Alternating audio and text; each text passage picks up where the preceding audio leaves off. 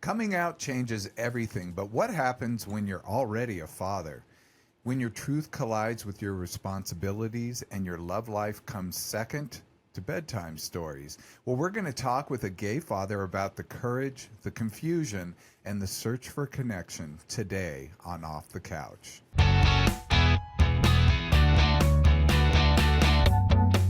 And welcome to Off the Couch with Dr. Greg, where psychology meets everyday life. I'm Dr. Greg Cason, psychologist, here with producer Brian Gomez. Hi, Brian. Hey, how are you guys? Brian is like, he just back from Paris Fashion Week, so he is like doing a miracle by being here. He just flew in last night. So welcome back, Brian. Thank you. You're going to be telling us about that. We have Tony Sweet on the board. Hi, Tony. Hello. And today, I got to introduce our special guest. My guest today is a gay father who has lived on both sides of the closet with a child in the middle. We're going to talk about what it really takes to live authentically, date honestly, and be the best dad you can be. Welcome, David Bader. Hi, thanks for having me. Thank you for agreeing to be on. I mean, what's so funny is I actually ran into you at an event, right? Yes. This was for another podcast guest we actually had here. Yeah. This was from LA Magazine, and we happened to just run into each other and start talking. And you told me this fascinating story, and I'm like, I got to have this guy on to talk about your story and what you dealt with for coming out and dealing with your life. So thank you so much for being here. Oh, thank you. Thank you. Well, before we go into it, I wanted to figure out just how common or rare a phenomenon being a father of a child under 18 is in America, not just being a father, but being a gay father. So I don't know how good my statistics are here. Mm-hmm. I'm doing this kind of funnel approach where I look at statistics at different studies. Sure. And I try to narrow it down. Sure. So what I did is I went to the Williams Institute. That's the law school at UCLA. They do amazing research and found that 2.6 million LGBTQ adults are currently parenting children under 18 in the United States. So that seems like quite a bit. We also know that approximately 18% of LGBTQ people are parenting minors. Now, this is the whole community. This is men, women, and everything in between, like the whole thing. And these are split between couples and solo parents. The solo parents are single, divorced, widowed, or separated. So we wanted to see couples versus singles. So we look at the census and also look at the Williams Institute breakdowns. About 45 to 50% of LGBTQ parents live with a same-sex partner or spouse. So, it could be, that's about half, but about 50 to 55% are solo parents.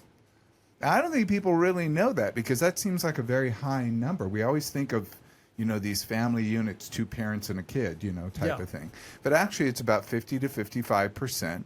That yields about 1.3 million LGBTQ parents, so solo parents. So there's about 1 million plus solo parents out there. So I'm like, how many of those are men?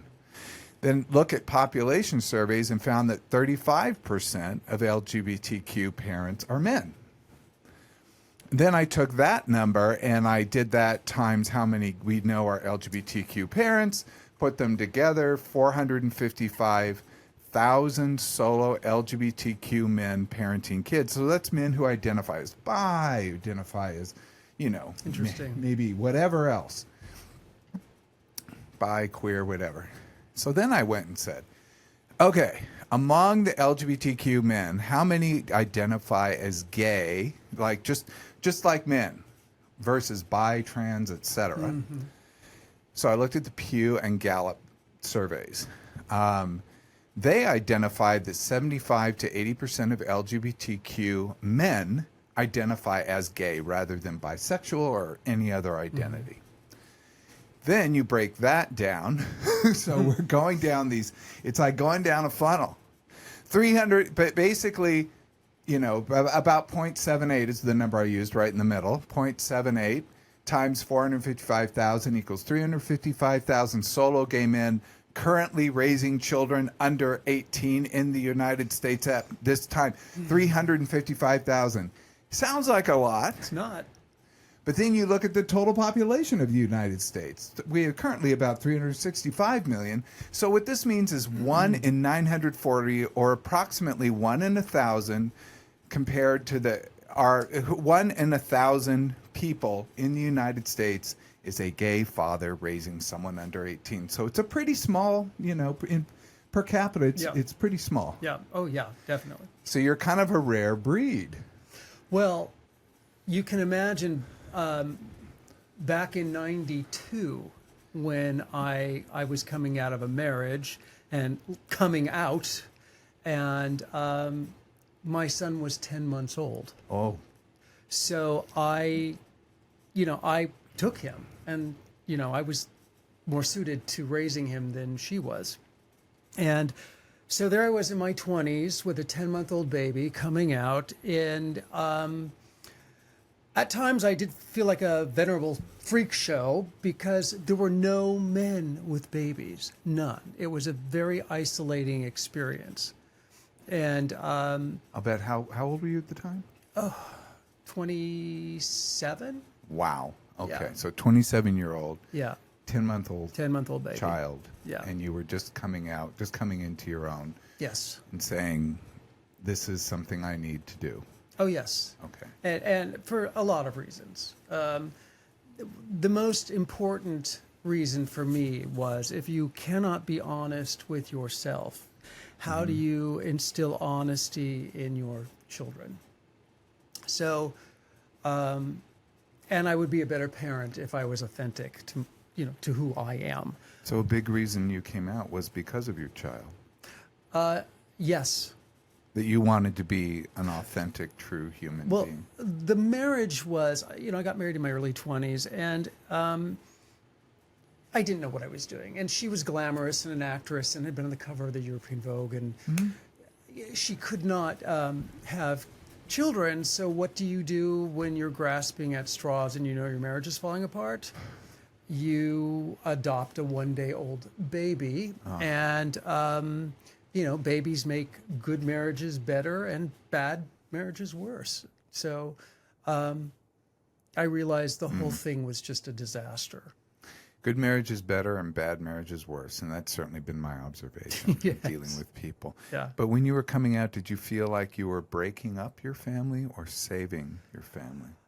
I felt like I was saving myself. Saving yourself. And I have very supportive parents and 3 sisters who are very supportive. And I grew up here. And, my father always said, you've got to be your authentic Here being self. LA, just Yes, here in LA. Yes. just for those who are curious. Yeah. Okay. Sorry. Just setting my timer. Yeah. So what is it you feared most? Like, tell me when you're coming out. I mean, this is an unusual step for the father to take the child. Yes. So was that just fine? Like, she's like, cool, do that? Or? No, we were in and out of court for about 16 years. I see. While I was raising Daniel. It was challenging because I didn't know where to go and what to do initially.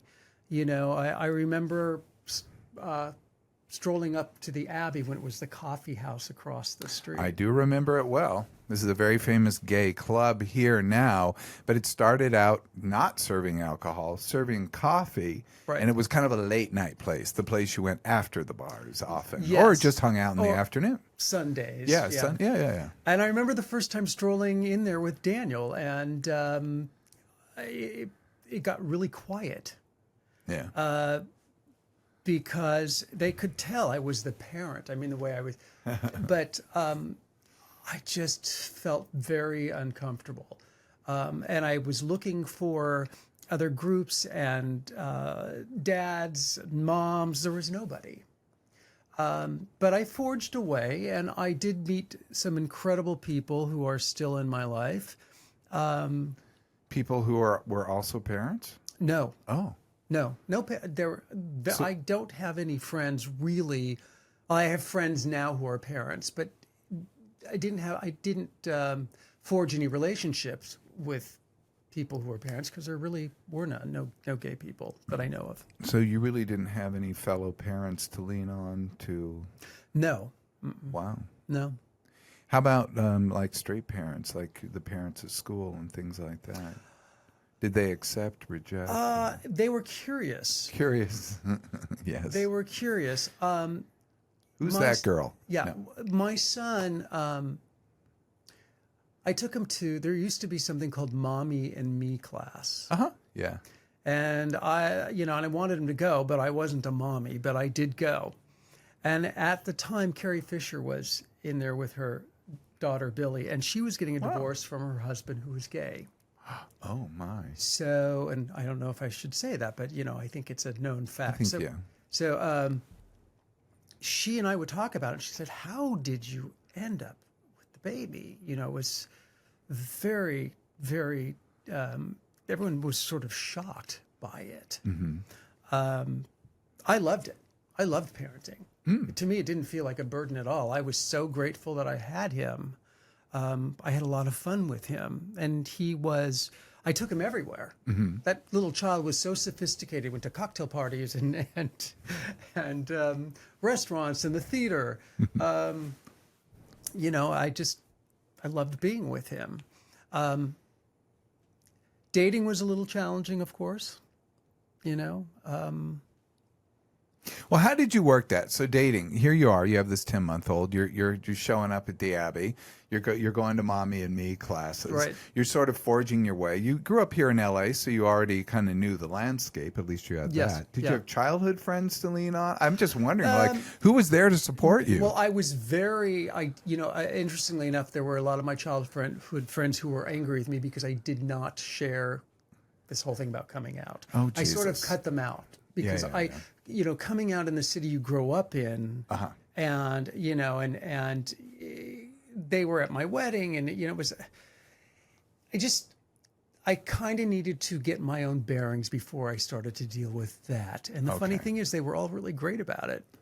Eventually, or at the time? Eventually, Okay. yes. But they got mad at first. It's a peeve of mine, but nonetheless, I do understand. From a 10,000-foot view, but it really is kind of a peeve that a lot of straight people who might even consider themselves quite progressive can be very upset that you didn't tell them first, Right. or you didn't tell them early, Right. or that you told them something else to begin with. They don't understand what it's like. No. To be a child and eventually an adult in a society that hates Right. LGBTQ people. And even though it's become more accepting, now we're seeing a giant backslide. I don't know if you saw today, the Supreme Court is it looks like they are weighing arguments by a therapist. So I was tuned into this because it's terrible. a therapist, and sounds like a very goofy therapist. It doesn't sound like a well-trained therapist, but nonetheless, she got someone to represent her, and basically is going against the Colorado law. Because she wants to do conversion therapy with teens or children. And there's a law against that. Why Yes. is there a law against that? Because there's a mountain of evidence to show that that's harmful. You can just talk to someone who's been through it, and they'll tell you how harmful it was. But there's a mountain of evidence that we can point to scientifically to say it's okay. And you've got Supreme Court justices who are having willful blindness about this and just saying, well, there's no evidence of this, and that this should be a free speech issue.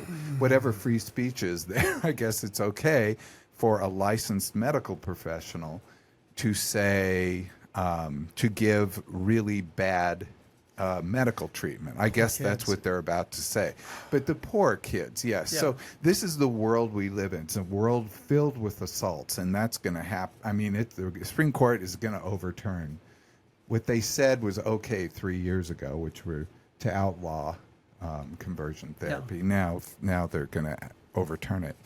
But it's just shocking to me, the world we live in, and it seems it's never a comfortable place. It was interesting. Gay men were shocked. Yeah. I'll tell you a quick little story. Yeah. I went to, I had a very nice lady who used to live in and help me take care of him because I work, right? But I told her I was going to go to Probe, which was this nightclub that was very popular back in the day. So just another diversion for those who don't know LA, or back in the 90s, I guess, is when it was really hot, wasn't it? I remember Probe was over on, was it on Highland or La Yes, Brea? on Highland, Highland, yeah. okay. And this club really didn't get going till about, I don't know, after the bars closed, so at 2. I mean, really kind of just didn't pick up till about then. And then it became this huge after-hours club that was, I mean, it had quite a reputation. But everyone seemed to know it because it was the place to go. Oh, it was great because you'd see everybody you knew at Probe, right? But I told this lady I was going to this lady that helped me take care of Daniel. I said, "Look, I'm going to go out tonight. I'm going to take a cab, and when I get home, you can go home early. I don't need you tomorrow." And I said I'd be back around 12:30. And I thought I'll go at 10. And you got there to an empty club, I'm imagining. Well, when I got there, it was about 11 something. I see. And it started to sort of trickle in a little bit. And there were 4 guys that said to me, I haven't seen you before. And I go, well, I'm new. I just came out. And they're like, oh, well, you got to hang out with us and party with us. So we did. I was on the dance floor with these guys, having a great time. Everyone's shirts off. And then I realized, oh, my God, it's like 3:30 in the morning. Suddenly. Yes. And I said, I have to go. And I go, but you know what? Just come for breakfast. Not thinking. So I give them my address, and there were no cell phones, right? Mm-hmm. Now, at the time, I lived on the Wilshire Corridor in one of those high-rise buildings with the doorman. Very fancy, for those who don't know. Very fancy place. And I lived there with my ex-wife. So you can imagine, now she's gone, and men are starting to come to the apartment. Mm-hmm. So I tell the doorman they're coming, and they and I tell the lady, thank you, you can go home. Mm-hmm. And I start trying to put as much baby paraphernalia away as possible. Yeah, so I'm just, and the doorman calls me and they go, you've got 4 shirtless men down here. Should I send them up? So they come in and like, oh, wow, you live here by yourself? I'm like, yep. And we're making breakfast and everyone's having a great time. And all of a sudden, I didn't realize the monitor, which is sort of in the corner, this little voice of a baby says, hey. And everyone stops. I'm like, I thought I heard a baby. I'm like, no, there's no baby. So they, we're doing what we're doing. And then all of a sudden, there's a baby that's, they hear, hey, Dad. And the guy goes, dude, I heard a baby. There's a baby here. I'm like, okay, I have a baby. They're like, what? I have a baby. He's getting up. I'm just going to go get him. And I go down the hall, and these guys are following me down the hall. I'm like, oh, no. I open the door, and there's my son with the biggest grin standing up on the crib. And all of a sudden, all the guys went from this club atmosphere and, that attitude. They went, oh, baby. Oh. And it occurred to me, these guys aren't around babies. They didn't have the opportunity to be around babies. No. In fact, you're often excommunicated from your own family or pushed away from your friends with babies. So it is an unusual experience. So, yes, to be around a gay man who has a child. Yes, and they had a great time. We went up to the pool, and we put Daniel in a raft, and we all were floating around. And they all had a great time. Now, dating was a quite different story. Friendship was a little easier to come by. There was a lot of curiosity, of course. We'd go to Merrick's, which is a Mexican restaurant, and Daniel was tiny, and the guys wanted to, as long as I could see Daniel, they'd have him on their shoulders, and they'd pop him on someone else's shoulders, and it was kind of fun, yeah. And I just had to make sure I balanced, and that Daniel, of course, always came first. That's what I would think. I mean, how do you balance being a father with dating? I mean, who comes? I mean, it's obviously your child always came first. Yes. You just said that, but nonetheless, I'm sure you ran into circumstances when people were like, "Oh, you have a kid? Oh, see you later." Oh yeah, of course. And I knew that would happen. But nonetheless, I wanted to date, and he does have to come first. And as a parent, they're always testing you because you never really know how selfish you are until you have a child.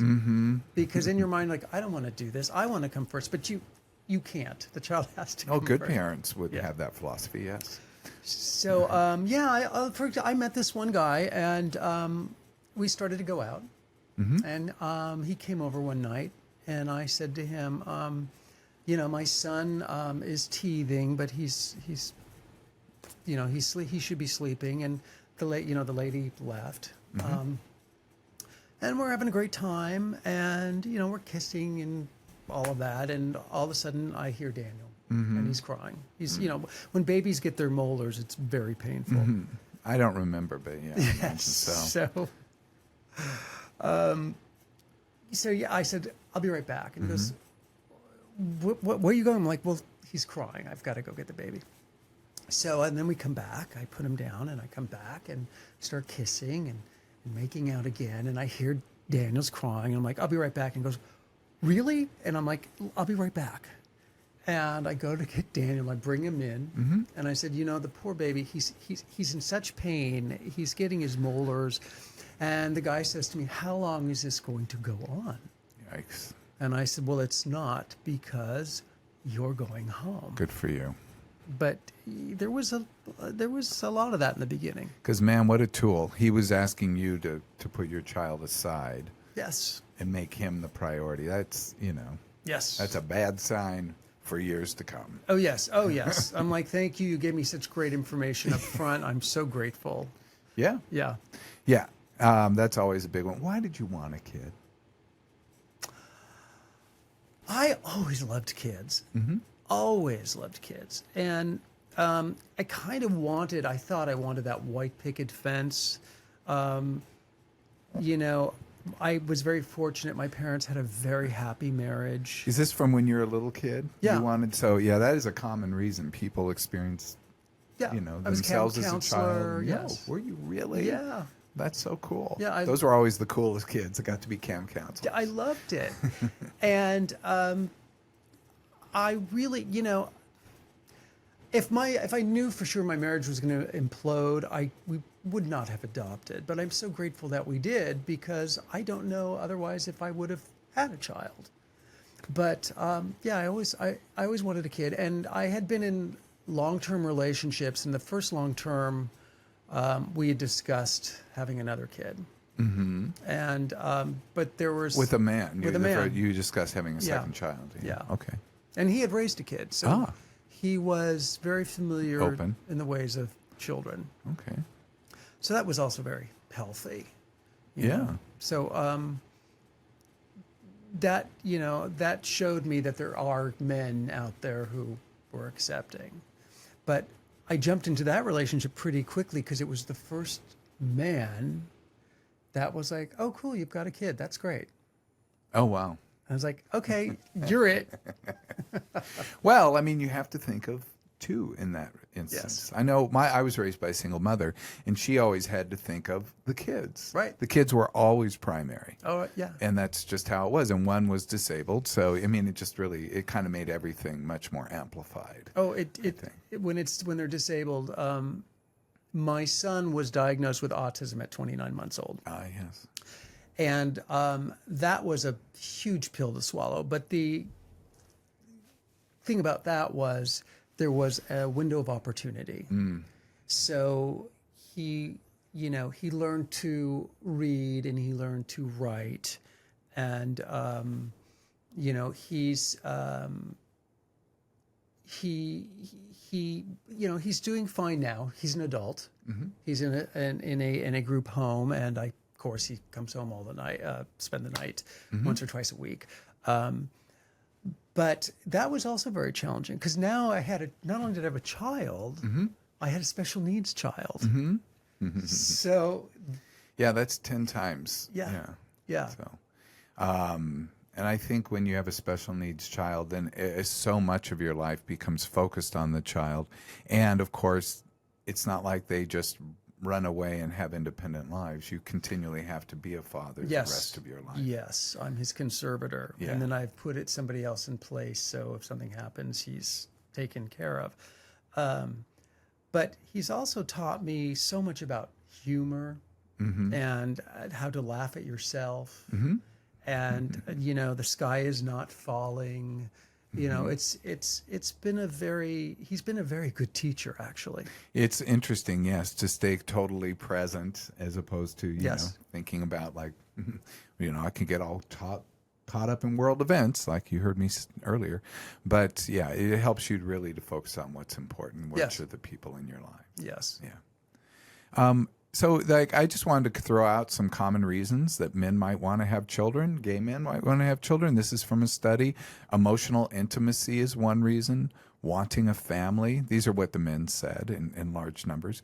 Wanting a family. Desire for legacy. Wanting closeness. Wanting to parent, nurture, and guide the next generation. And the reason you cited, which is the influence of your own family of origin experience. When you come from a good background, I think it's why I didn't want a child, because I just didn't want to put a child through, like my experience. But, nonetheless, I do recognize most people even have pretty good experiences. Yeah, I mean, Daniel, of course, he's half black. And I love to say, okay, my I told somebody, they said, describe Daniel and you. Goes back actually a couple of years ago. He said, my son Daniel, who is an adopted, half black, autistic person who was raised loosely as a Jew by his gay divorced father, whose father is a Holocaust survivor. So your father's a Holocaust survivor? Yes, my father was a Holocaust survivor. Unbelievable. And my father's attitude was, I don't care what color a person is. I don't care what religion they are. I don't care who they sleep with. Are they a good human being? Oh, good for him. Yeah. So, wow. Yeah. Which is interesting that I made it so difficult for myself coming out with Daniel. But but one must have compassion for themselves. I mean, again, there are so many forces coming at you. It's great that you had one great force in your father with that philosophy, but there are so many other forces. There's what's happening at school, what's happening on television, your friend group, media, what it's feeding us constantly. I think growing up gay, people get a little mixed up. They don't understand what a child gets so many messages from so many places. From church, I remember seeing negative things and heard it from priests. I grew up Catholic and saw pamphlets, about needing to change your sexuality in the back of the church. And it's just a message you continually get. Well, now we live in a bubble in Los Angeles, and my partner and I had people keep trying to pop it, though. Yes, well, we had drinks with another couple, and husband and wife, and one of their boys goes to Pali, and he's gay. Pali is a Palisades High, which burned. Well, a lot of it burned in the fire. Yes, and it's going to reopen soon, fortunately. But they have a gay and lesbian club. They've got a trans club. So you actually... Crazy. Yeah. I mean, he's very fortunate to live in this city, because when you think about the Midwest and these kids that don't have these opportunities to express themselves and explore, it's got to be horrible. In fact, I just want to brag about my own high school. I went to Marina High School, Huntington Beach, and we had the very first trans female homecoming queen ever, well, that we know about, but publicly trans female homecoming queen was at that high school.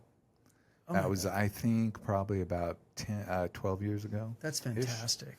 Yeah, I mean, now that city's known for making some hard right turns. Yeah. But nonetheless, we did have that. Yeah, yeah. So tell me about, do you ever feel like you're stuck between worlds? Like here you are a dad, here you are, gay man, trying to date. Now you're in a relationship. Yes. So I imagine things are easier to blend together. Yes. But do you ever feel like one world has difficulty communicating with the other?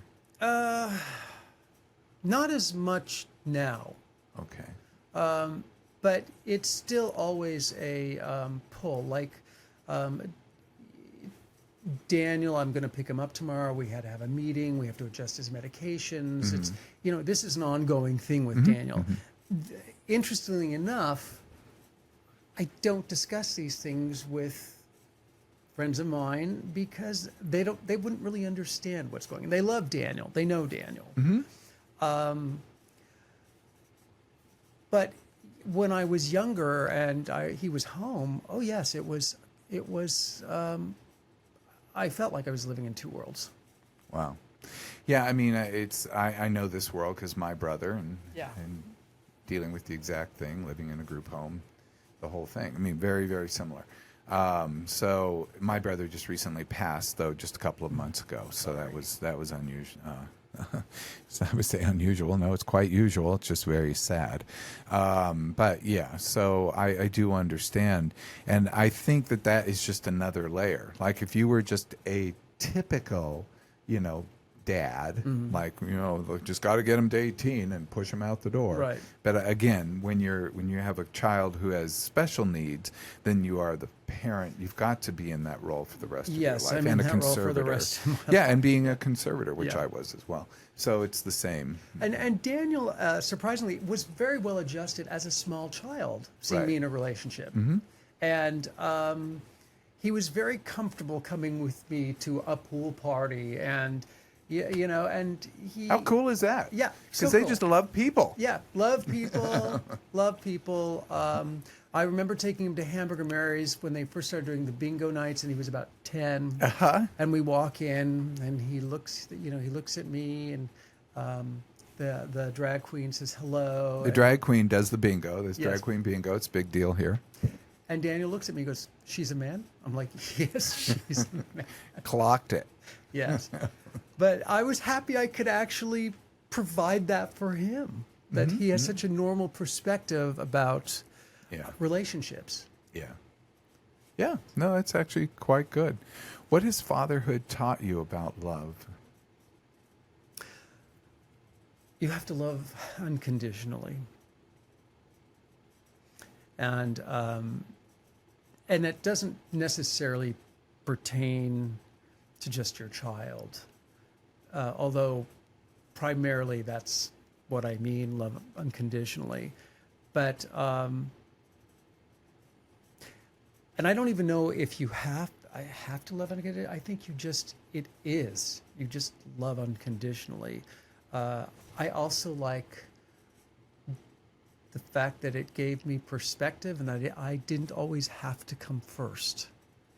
Yeah. Because that I had the ability to put another being before myself. And that's actually served me in relationships. And as gay men, I don't want to generalize, but as gay men, a lot of times, we don't have any other responsibilities except to ourselves. So you don't really have to think about that. Was there ever a time when you were being a parent that you thought, I wish I weren't in this position? I wish. God, yes. Oh, okay. Yes, lots of times.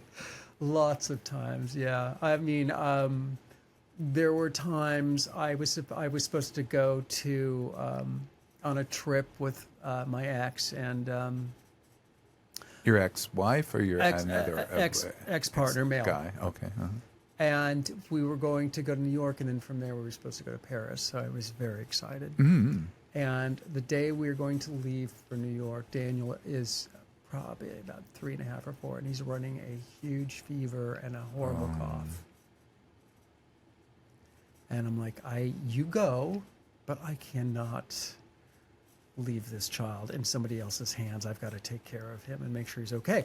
Now, at that point, I really wished that I You were about 30? Yeah. Yeah, I was like, let's go. Yeah, let's go. Right. So I think every parent probably feels there are times when they just wish they didn't have kids.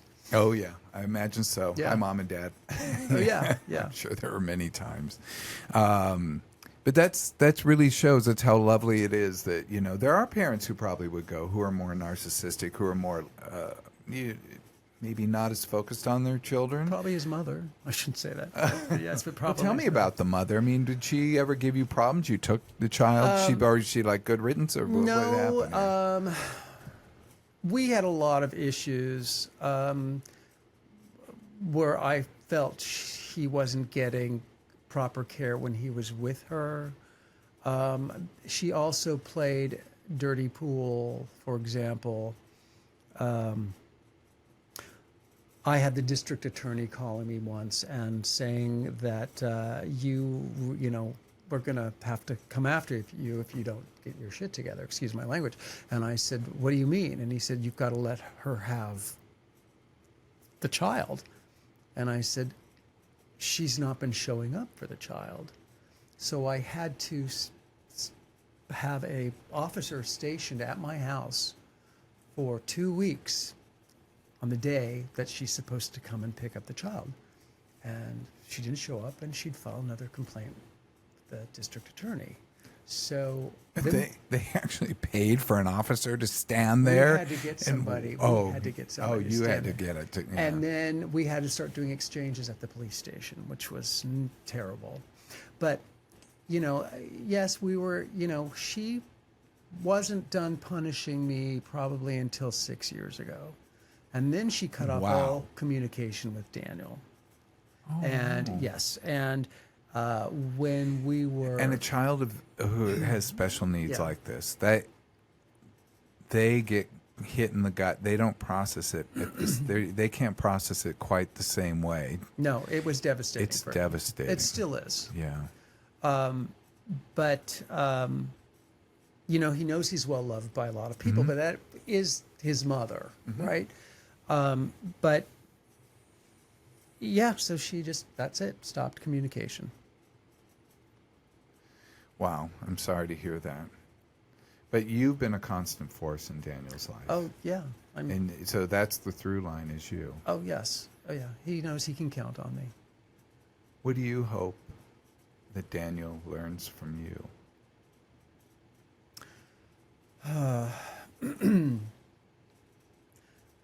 I hope Daniel. There's two things. He functions on a very young level, and I hope he understands one day why he is in the group home, and he's been in the same one for 12 years, and he loves the owner of the group home. And that is like his second family, but he really would love to be with me all the time. Mm-hmm. And I think he doesn't quite understand why he can't. And I hope someday as he gets older, he'll understand better. Does he ask that? Like, why can't I be? He used to. He stops. He knows. Okay. But I see him every single week, Okay. like clockwork, and every holiday. Yes. So he'll, and he sees my family and, my siblings and my mom. And the other thing I would say is, he knows people that have passed away. Mm-hmm. And I hope to be here for many, many, many years. But at some point, I hope he understands that I won't be here forever. Because in his mind, he said to me once, recently we knew somebody that passed away, and he says, you're not going to pass away. And I said, well, not to my knowledge. I'm not planning on it, at least right now, Daniel. But it does concern him a little bit. Oh, absolutely. Yeah. Yeah. Does he have friends in the home? Oh, yeah. He goes to a day program. Oh, good. Yeah. He goes to a day program, and they do karaoke. Don't you love the staff in the day programs? Oh, yeah. They're amazing. And the school dances. His teachers were amazing. Oh, yes. That these people could deal with, 10, 12 kids at a time and teach them to read and write and, comprehend what they're reading is absolutely So he can read. Oh, yeah. Oh, that's amazing. Yeah, My mother wasn't ever at that level, Yeah. but yeah, that's he can really, read and truly amazing. he can write. Yeah. Oh, that's And tremendous. his self-esteem's great. I said, you know, you look really handsome today. And he goes, I know. Good for him. Yeah. Good for Daniel. Yeah. Good. Hey, if you could go back, if you could roll your own life back to Daniel, pre-Daniel, I don't know, maybe even getting married, what advice would you have given yourself? I know it's tough because we wouldn't have listened to ourselves, but what advice would you give now? To not be so afraid of what's true. Not to be so afraid of what's true. Yes, that it's okay. That, you know, everything can be a little scary in the beginning, but that's life. Anything new or unknown is a little scary. I think I made some I made some choices that were not right for me because I think a lot of times, and this is a whole different discussion, but I think I was very fearful about who I really was. And because I had no problem sleeping with girls in high school, You could pass. I could pass. I mean, I think that's Yeah. that's important. Some people can pass, and that isn't always a good thing in the long run. No. And it wasn't until I was with a man, I'm like, oh, I get it. Yeah. I get it. So, yeah, I think young people. I grew up in a bubble. I really did, and I grew up in a neighborhood in LA, which is a bubble. And my parents were very overprotective, and I think I'm not blaming them at all because they were absolutely wonderful. But I think in my father, given his experiences, wanting to protect his children, Sure. I My didn't God. really know how to make a decision to save my life because I really didn't know how. How do you mean? Like, what?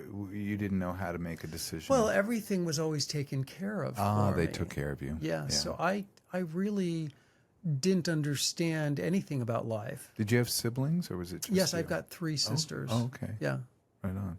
I'm the baby, the only boy. Oh, well, there you go. Yes, right. The most protected of them all. Oh yeah, oh yeah, yeah. My dad used to call me the Polish prince. There you go. Yeah. Yeah, this is incredible, David. You know, I think there's so much richness in your story and what you have to offer. So I really thank you for being here. Thank you. I'm glad I could be here and tell it. Yeah. I mean, it's so many of us wait to live our truth until the perfect time. And I'm glad that actually you found that time very early on. And I'm wondering that when you had Daniel, did he play a role in you going, I can't live this way anymore, being, you know, married to a woman, et cetera, et cetera? Well, I felt like when we brought him home from the hospital, I felt like I just felt like I was ruining 3 lives. Oh, wow. And I felt that this child needs to have a shot. And I felt like such a mess because I wasn't being my authentic self. So, yeah, that was the impetus for me to leave. I just knew it was not on. I mean, honesty is everything. You know, and so incredible. I've observed this so many times that when people see a baby for the first time, their own, all of a sudden, it changes them. Everything. Yeah. Yeah.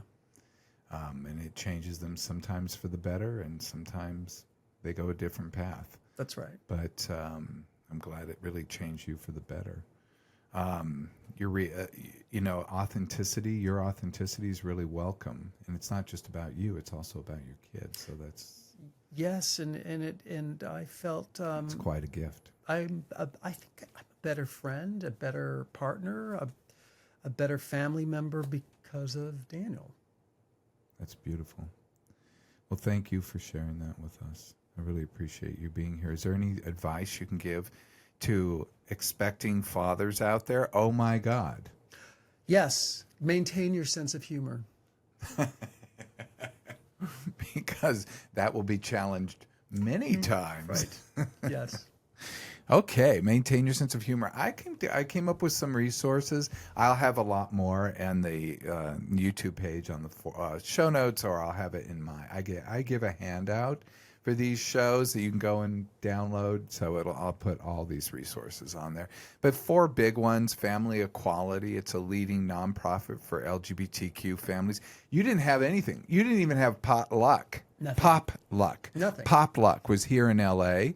And it was a thing just for gay fathers, but that came when? In the 2000s? I think he was a little later? probably already like 13 or 14 Oh, by the okay. time. Yeah. So you're like, Yeah. been there. So, okay, the Family Equality is a leading nonprofit for LGBTQ families. Go to familyequality.org. Also, Men Having Babies. This is a really fascinating organization. It's a nonprofit for men pursuing parenthood through surrogacy. menhavingbabies.org. There's also this Gay Fathers Project, which is a research project that Yale did. And it's just kind of interesting to take a look at. They were basically doing research, but also trying to gather stories of gay fathers, which is so important because what we know is that we can really identify someone's story. It's why I wanted to have you on, because I could spout all those statistics, which I'm sure you all got numbed out when I was doing it. But yet the story is what sticks with people. Gayfathersproject.org and Gays with Kids. This is an online magazine. You should check it out. Online magazine for LGBTQ parents and expecting parents. It's called gayswithkids.com. So, well, if this episode moved you, thank you, David. Thank you so much. Thank you so much. If this episode moved you, share it with someone who needs to know that they're not alone. For more conversations about life, love, and psychology, subscribe to Off the Couch with Dr. Greg. And don't forget to rate, review, or follow it, Off the Couch with Dr. Greg, on Apple, Spotify, or wherever you listen. We're on TuneIn. We're on all kinds of cool places. YouTube. Links to the studies, go to the YouTube page, youtube.com/Dr. Greg. That's where all the show notes, that's where I put them, because that's where I put them. It includes a link to the handout. Hit us up on socials at Ask Dr. Greg. This is Dr. Greg, Brian, Tony, and of course, David Bader. Thank you so much. Bidding you farewell until next time. Be present, be flexible, and be kind.